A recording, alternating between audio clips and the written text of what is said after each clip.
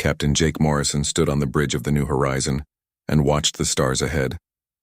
His ship carried 50,000 people who wanted to start a new life on a planet far from Earth. The journey had taken 3 years, but they were almost there. The planet they wanted to call home was in the Kepler 442 system. Jake was a tall man with gray hair and calm eyes. He had served in the military for 20 years before becoming a colony ship captain. His crew trusted him because he always stayed calm when things got difficult. "Captain, we're getting a signal," said Amy Foster from her seat at the communications station. Amy was young and smart, with red hair and quick fingers that danced over her controls. "It's not from Earth." Lisa Barnes, the chief engineer, looked up from her station. She was a strong woman who knew every part of the ship better than anyone. "The engines are ready if we need to move fast," she said. Ryan Cooper sat at the weapons station, but the New Horizon only had basic defense systems. It was built to carry people and supplies, not to fight. Ryan was a careful man who always checked his systems twice. "Captain, those signals are coming from big ships." "Military ships," Jake nodded. "Put the signal on the main screen, Amy." The screen flickered and showed a reptile-like creature with yellow eyes and sharp teeth. The alien wore a uniform covered in medals and symbols. When it spoke, the translation system made its voice sound deep and threatening. "I am Admiral Vextar of the Zephyrian Empire. You are entering our space without permission. Turn your ship around and leave immediately." Jake stepped forward. He had dealt with difficult people before, but never aliens from another world. "Admiral, I am Captain Morrison of the human colony ship New Horizon. We come in peace.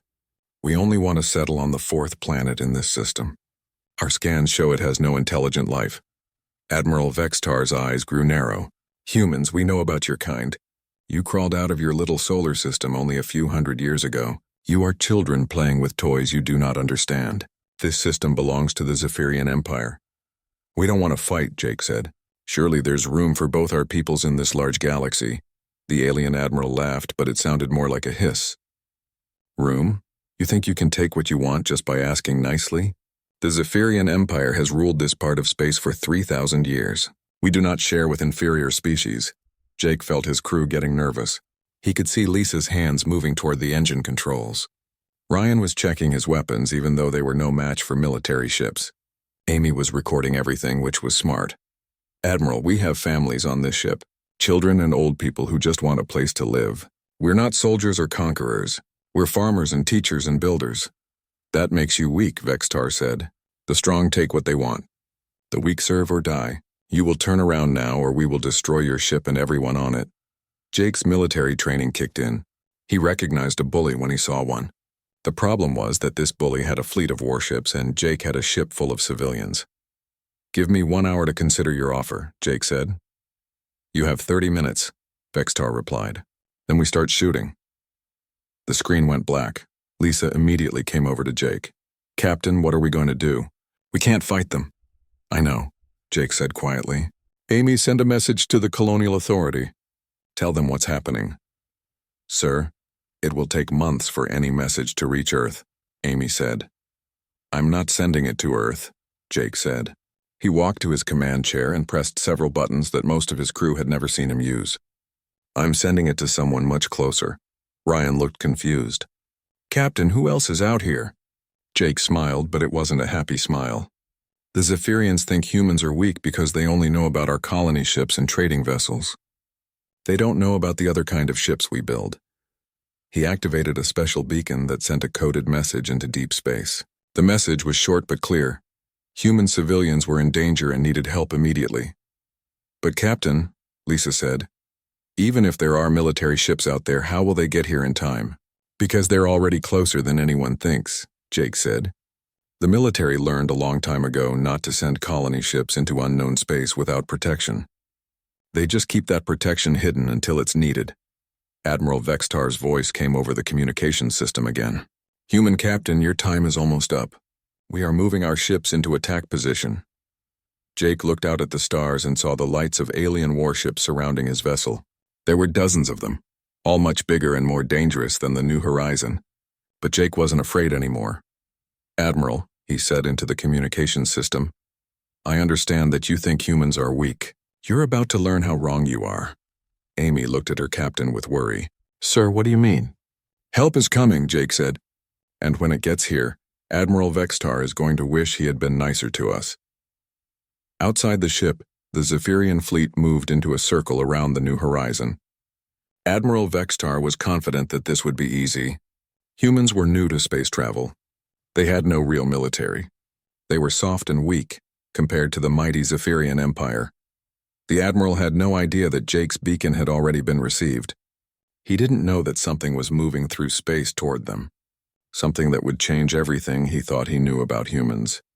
In 3 days, Admiral Vextar would learn the most important lesson of his life. Never threaten human civilians unless you're ready to face the consequences. The New Horizon waited in space, surrounded by enemy ships. But Jake Morrison wasn't worried anymore. He knew that somewhere in the darkness between the stars, help was coming. And when it arrived, the Zephyrian Empire would discover that humans were much more dangerous than they had ever imagined. 3 days passed slowly aboard the New Horizon. The Zephyrian ship stayed in a circle around the human colony vessel, watching and waiting. Admiral Vextar enjoyed making the humans worry. He thought fear would make them easier to control. Jake Morrison tried to keep his people calm. He walked through the ship's corridors, talking to families and reassuring children. But inside, he was counting hours and hoping his message had reached the right people. On the bridge, Amy Foster watched her sensors carefully. "Captain, I'm picking up something new. There's a ship coming toward us." Lisa Barnes looked at her engineering displays. "It's moving fast but not too big. Maybe frigate class." Ryan Cooper checked his tactical screen. The Zephyrians see it too. They're not worried. It looks like just one ship against their whole fleet. Jake smiled for the first time in 3 days. "Put it on the main screen when it gets close enough." Aboard the Zephyrian flagship, Chief Sensor Operator Clixan studied the approaching vessel. "Admiral, it's a human ship. Very small compared to our destroyers. The design looks simple." Admiral Vextar laughed. "Probably another colony ship coming to beg for mercy. Or maybe a small trading vessel. Either way, it changes nothing.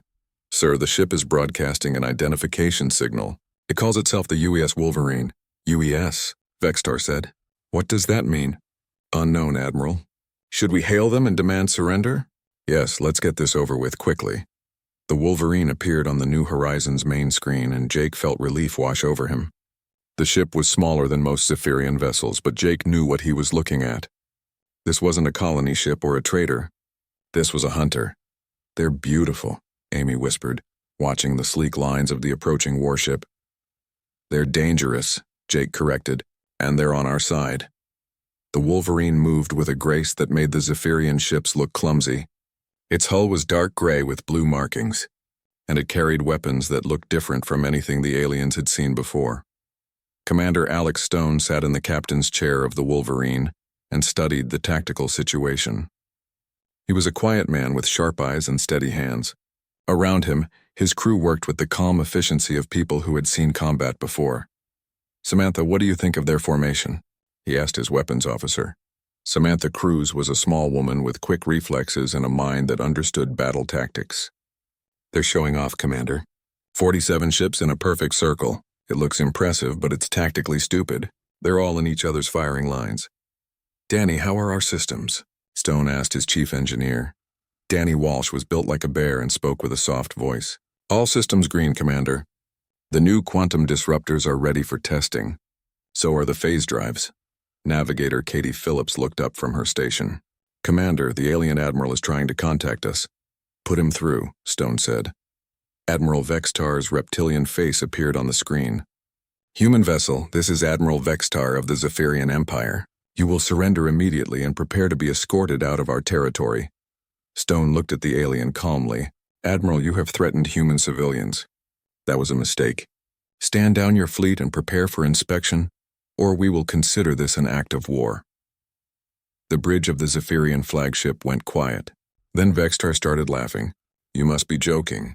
One small ship against my entire fleet? Are all humans insane?" "Only when people threaten our families," Stone replied. "This is your last warning." Vextar's eyes blazed with anger. "Fire a warning shot across their bow. Show these humans what real weapons can do." The largest Zephyrian destroyer fired its main cannon. A beam of energy shot across space, missing the Wolverine by a few hundred meters. The blast was meant to scare the humans and show them how powerful Zephyrian weapons were. Stone didn't even blink. They fired first. Samantha, you may begin. With pleasure, Commander, Samantha said. Her fingers moved over her controls like she was playing a musical instrument. The Wolverine didn't raise shields. It didn't turn away or try to run. Instead, something strange happened. The ship seemed to flicker like it was there one moment and somewhere else the next. What was that?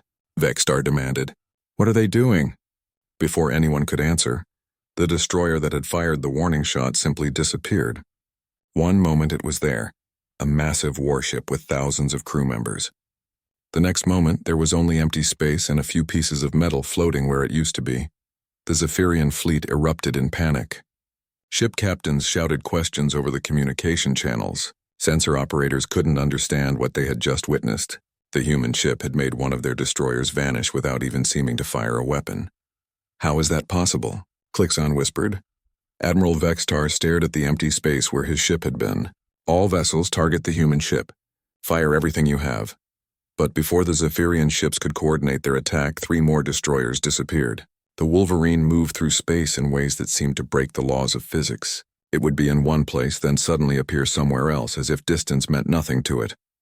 Admiral, Clixon said, his voice shaking. Our weapons can't lock onto them. They're moving through dimensions we can't even detect. Stone watched the enemy fleet fall apart as panic spread from ship to ship. Katie, take us through their formation. Let's show them what humans learned from the Vorthan War. The Wolverine dove into the middle of the Zephyrian fleet like a shark swimming through a school of fish. Enemy ships fired desperately, but their shots hit empty space or struck their own vessels.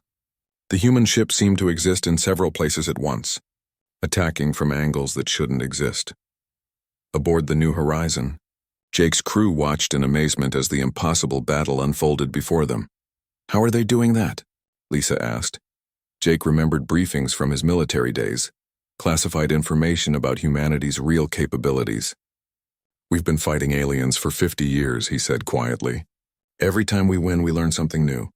Every piece of their technology we capture makes us stronger. Admiral Vexstar finally understood that he was facing something beyond his experience. This wasn't just a human warship. This was proof that his species had badly underestimated their new neighbors. And now it might be too late to fix that mistake. The battle became a nightmare for the Zephyrian fleet. Ships that had ruled space for centuries suddenly found themselves helpless against technology they couldn't understand. The Wolverine moved like a ghost, appearing and disappearing, striking without warning. Admiral Vexstar watched in horror as more of his ships vanished. How many have we lost? He demanded. 12 destroyers, Admiral, Clixon reported, his voice shaking. And we haven't even scratched their hull. That's impossible. No single ship can defeat an entire fleet, but the evidence floated around them in the form of debris and escape pods. The Wolverine wasn't just winning, it was making the fight look easy. Aboard the human warship, Commander Stone remained calm as his crew worked their deadly magic. Danny, status report on our experimental systems. Danny Walsh grinned as he monitored his engineering panels. The quantum disruptors are working perfectly, Commander. We're tearing their ships apart at the molecular level. Their shields can't stop weapons that attack matter itself.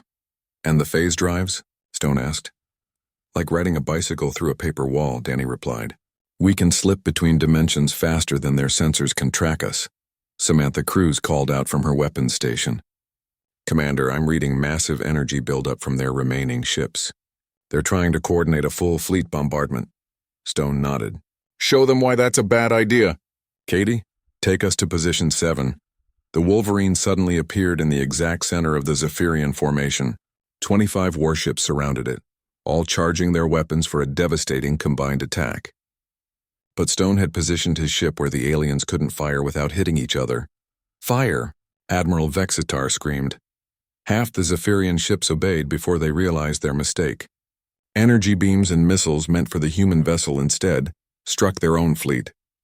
In their panic and desperation, the aliens had turned their weapons on themselves. The Wolverine slipped away through another dimensional phase just as explosions tore through the enemy formation. When the smoke cleared, only 15 Zephyrian ships remained functional. Aboard the New Horizon, Dr. Helen Murphy explained what was happening to a crowd of frightened colonists. Helen was a scientist who had studied alien technology for most of her career. The military ships use weapons and systems taken from dozens of different alien species, she said. Every time humans fight a new enemy, we learn from them. We take their best ideas and make them better. But how can one ship beat so many? Asked a worried father holding his young daughter. Helen pointed to the battle raging outside their windows. Because humans don't fight like other species. Most aliens develop one type of technology and stick with it for thousands of years. Humans adapt and change. We take the best from everyone and combine it in ways no one expects. A teenage boy raised his hand. What about those phase drives? How do they work? We captured that technology from ghost ships near the Vega system, Helen explained. Ships that could exist in multiple dimensions at once. Human engineers figured out how to control it and make it work with our other systems. And the weapons that go through shields? Quantum disruptors from the Vorthon crystal beings. Energy attacks that work at the atomic level. Combined with targeting computers we took from the Hive Collective, they're almost impossible to stop. The colonists watched as the Wolverine continued its deadly dance. The ship moved with a combination of grace and violence that no single alien species could match. Back in the battle, Admiral Vextar tried desperately to rally his remaining forces. All ships spread out. Don't let them use our formation against us. But Commander Stone had already moved to the next phase of his attack. Samantha, activate the gravity wells. Let's show them what we learned from the Titan worms. The space around the Wolverine suddenly warped and twisted. Invisible forces grabbed the Zephyrian ships and pulled them out of formation. Some vessels crashed into each other. Others spun helplessly as their engines fought against artificial gravity fields. What's happening to our ships? Vextar shouted. Unknown technology, Admiral, Clixon replied. They're creating localized gravity distortions. Our ships are being pulled around like debris in a storm. Stone's voice came over the communication channels, calm and steady. Admiral Vextar, you have one chance to end this. Order your remaining ships to withdraw immediately. Never! Vextar snarled. The Zephyrian Empire does not surrender to primitive humans. Then you've chosen poorly, Stone replied. The Wolverine's next attack was its most devastating yet. Using technology stolen from time manipulation experiments, the human ship created localized time distortions around the remaining enemy vessels. Some ships aged centuries in seconds, their hulls crumbling to dust. Others were frozen in time, trapped like insects in amber. Within minutes, only Admiral Vextar's flagship remained. The proud admiral stared at the destruction of his fleet. 47 warships had been reduced to scrap metal and memories. His mighty empire's force had been crushed by a single human vessel that seemed to break every law of physics. How? He whispered. How is this possible? Commander Stone's image appeared on Vextar's main screen. Behind the human captain, his crew worked with quiet efficiency, as if destroying entire fleets was just another day at the office.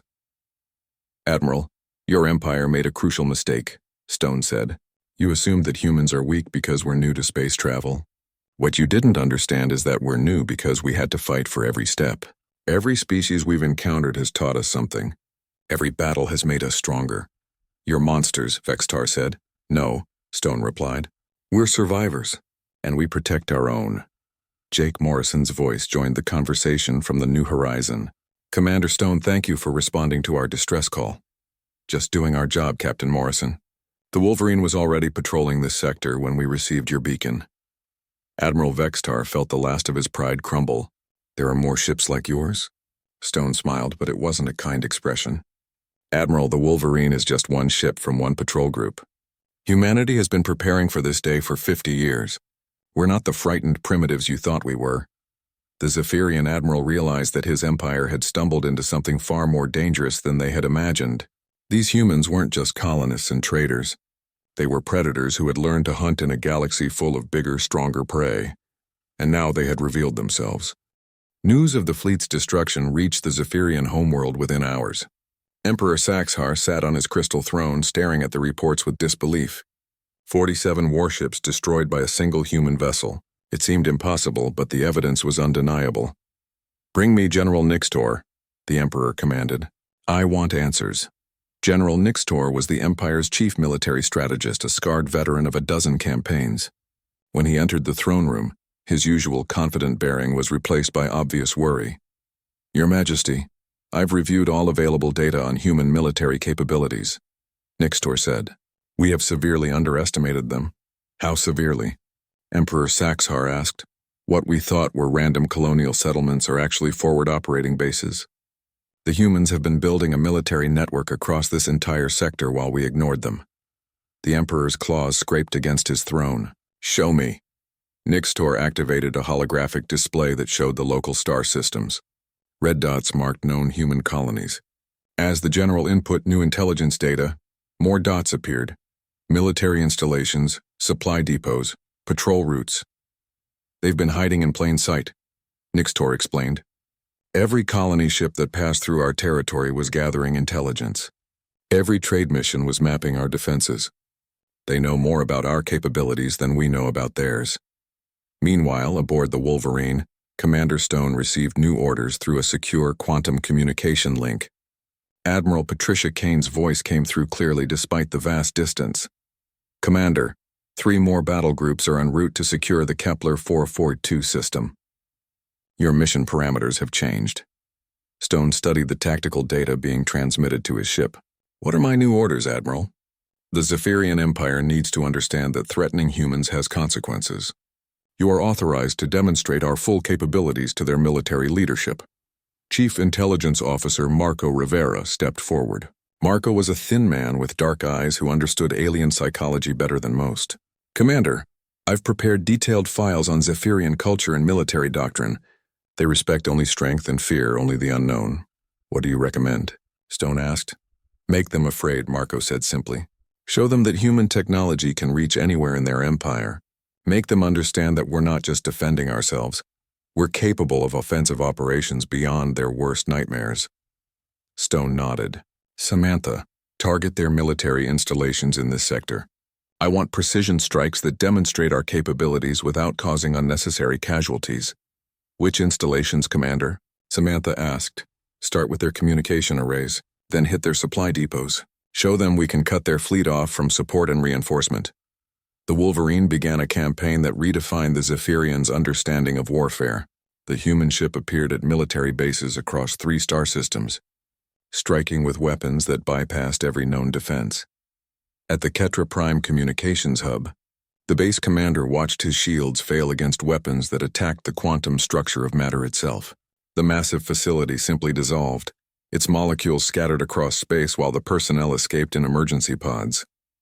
At the Vorthax Supply Depot, automated defenses fired uselessly at a ship that existed in multiple dimensions simultaneously. The Wolverine's return fire didn't just destroy the depot, it rewrote local physics to make the area uninhabitable for traditional technology. Each attack sent the same message. Human military science had advanced beyond anything the Empire understood. Their most secure installations were defenseless against enemies who could manipulate time, space, and matter itself. Emperor Saxhar convened emergency sessions of the War Council as reports flooded in from across the sector. They're not just attacking our bases, General Nixtor reported. They're demonstrating technologies that shouldn't exist. Weapons that ignore shields, ships that can exist in multiple locations simultaneously, engines that manipulate space-time. Where did they get such technology? The Emperor demanded. From us, Nixtor said quietly, and from everyone else they fought. Intelligence reports show humans have been in conflict with dozens of species across multiple sectors. Every victory teaches them something new. A junior officer stepped forward nervously. Your Majesty, we're receiving reports of similar human vessels in other sectors. The Klaxon hegemony reports losing 12 ships to human raiders. The Bintari Collective has had their border installations systematically dismantled. Emperor Saxhar felt the weight of terrible realization. How many human ships are there?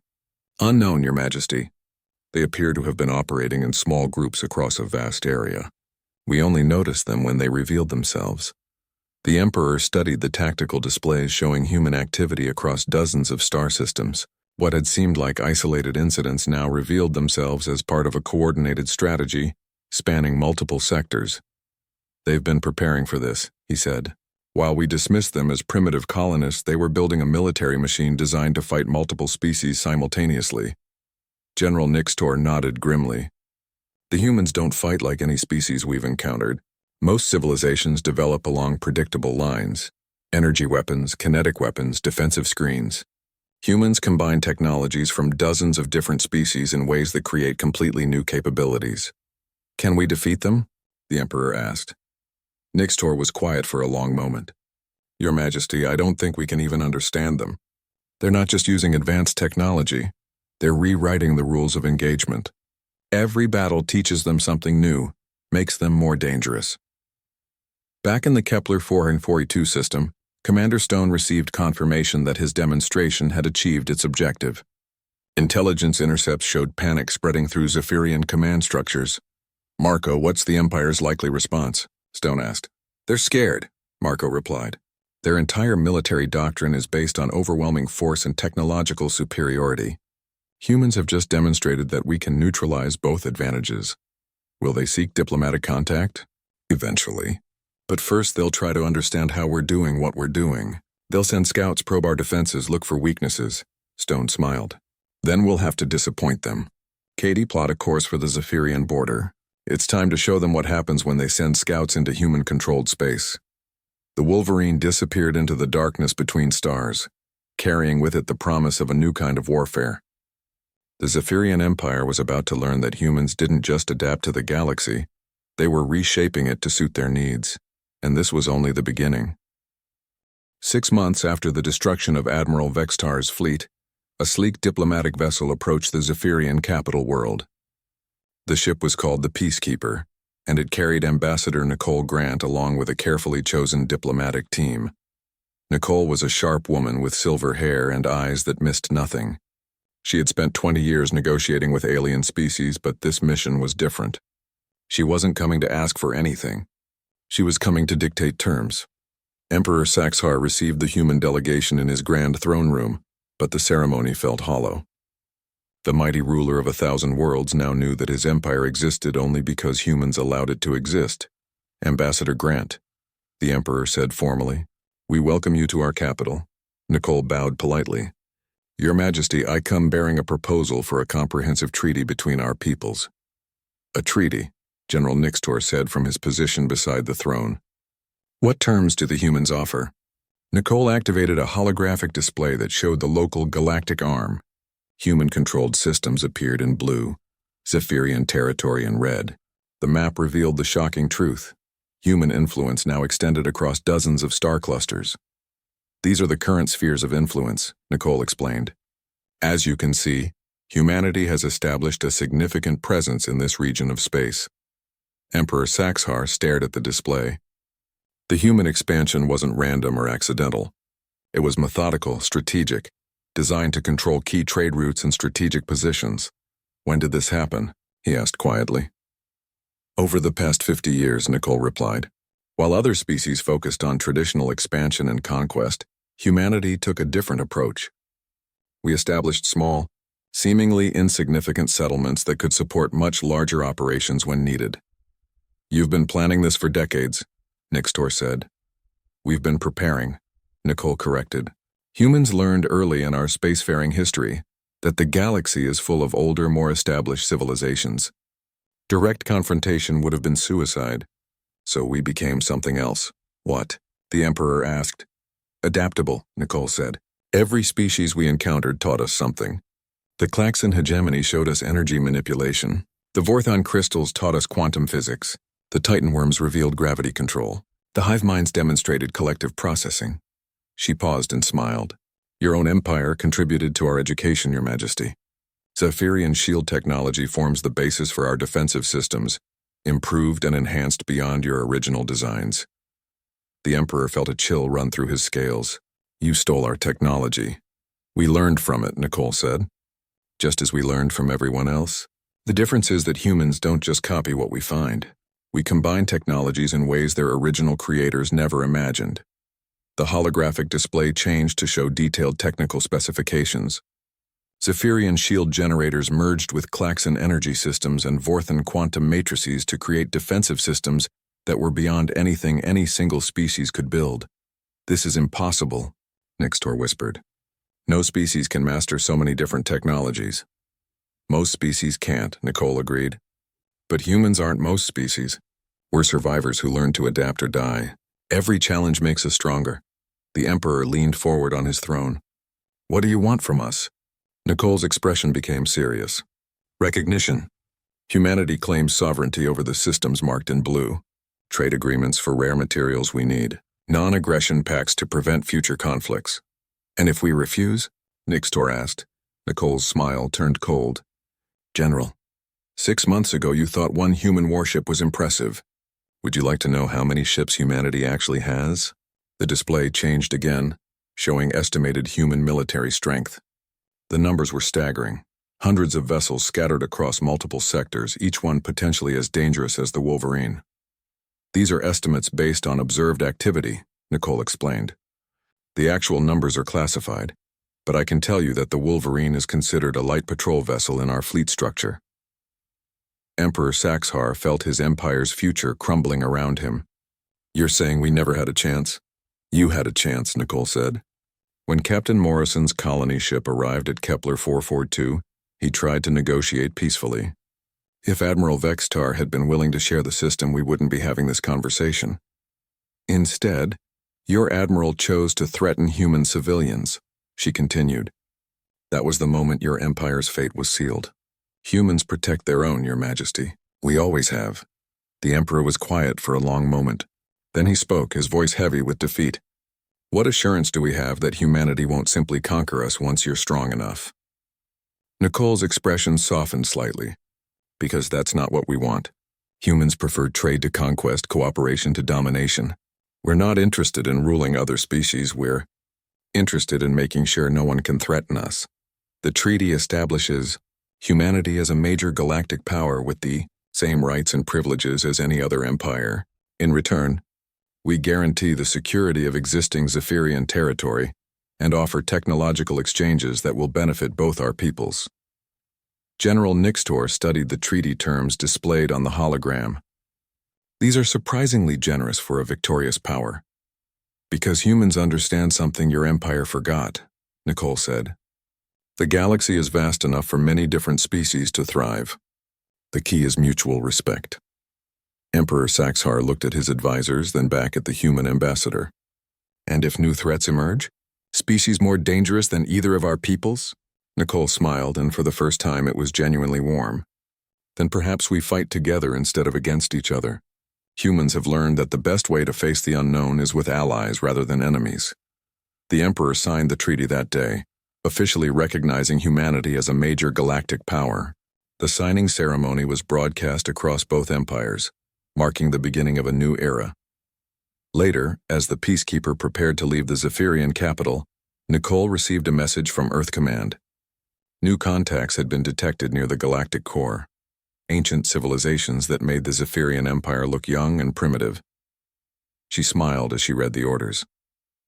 Humanity's expansion into this region had never been about conquering the Zephyrians. It had been about preparing for something much bigger. In the Kepler 442 system, Captain Morrison watched the first permanent structures rising on the planet his colonists now called New Haven. The settlement was protected by defensive installations that made it one of the most secure colonies in human space, but Morrison knew the real protection came from something else. The knowledge that humanity had announced itself to the galaxy not as conquerors or supplicants, but as equals who demanded respect. The Empire had panicked when they realized that couldn't be a human warship. They were wrong. It was exactly what a human warship looked like when humanity decided to stop hiding and start fighting. And across the galaxy, other species were beginning to understand that the newcomers from Earth were much more dangerous than anyone had imagined.